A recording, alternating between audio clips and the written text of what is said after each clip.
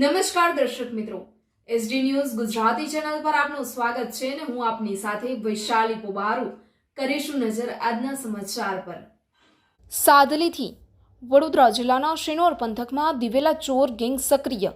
ટિમ્બરવા, પુનિયાદ, છાણભોઈ અને સાંધા ગામથી દિવેલાની ચોરી।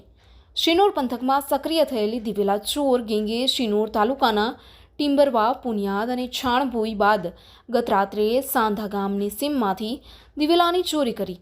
શિનોર પોલીસ તંત્ર સામે પડકાર ફેંકી પોલીસની નાઇટ પેટ્રોલિંગના ધજિયા ઉડાવ્યા છે, તો બીજી તરફ અસામાજિક તત્વો બેફામ બનતા ખેડૂત આલમમાં પણ પોલીસ તંત્રની કામગીરી સામે અનેક સવાલો સાથેની ચર્ચાએ ભારે જોર પકડ્યું છે। શિનોર તાલુકાના મોટા ભાગના ગામમાં દેશી વિદેશી દારૂ જુગાર ઉપરાંત વલ્લે મટકા જુગાર અસામાજિક પ્રવૃત્તિઓ દિન પ્રતિદિન વેગ પકડી રહી છે, ત્યારે તાલુકાના સાદલી, કરાડી અને સુરાશામળ માંડવા ખાતે જુગારના અડ્ડાઓ ધમધમી રહ્યાની ચર્ચાઓ એરણે છે। ત્યારે કાયદો અને વ્યવસ્થા જાળવતું પોલીસ તંત્ર આ બધી બાબતોથી અજાણ હોય અથવા તો પોલીસની પકડ ઢીલી હોય તેમ અસામાજિક તત્વો બેફામ બન્યા છે। તેવામાં છેલ્લા એક પખવાડિયાથી દિવેલા ચોર ગેંગ સક્રિય થતાં ખેડૂતોના માથે નવું સંકટ ઊભું થયું છે। સક્રિય બનેલી દિવેલા ચોર ગેંગે ટિમ્બરવા, પુનિયાદના ખેડૂત જગદીશ પટેલ, છાણભોઈના ખેડૂત જયેશ પટેલના દિવેલાની ઉઠાંતરી કર્યા બાદ શુક્રવારની રાત્રે સાંધા ગામના ખેડૂત ભરતભાઈ પટેલના દિવેલાની સરકારી ટ્યુબવેલ નજીકથી ચોરી કરી છે।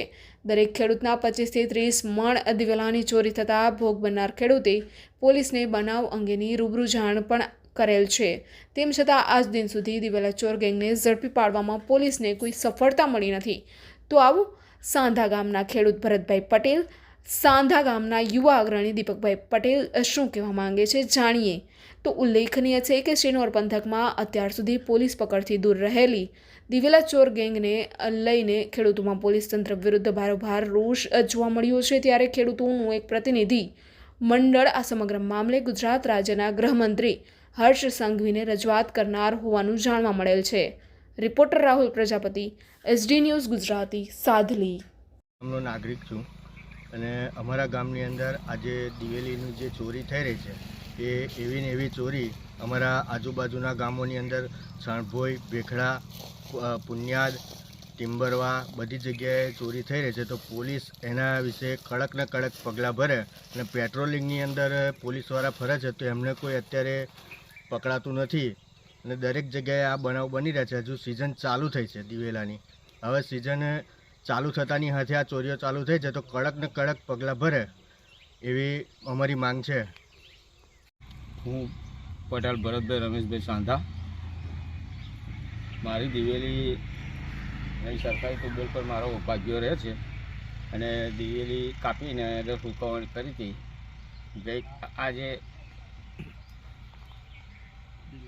આજે દિવેલી કાઢવાની હતી, ગઈકાલે રાત્રે દિવેલી કોઈ ઉપાડી ગયા છે અને આવું ને આવું પહેલાં ટિમ્બરવા, પુનિયાદ અને છાણભોઈ એ પણ દિવેલી ઉપાડી ગયા છે।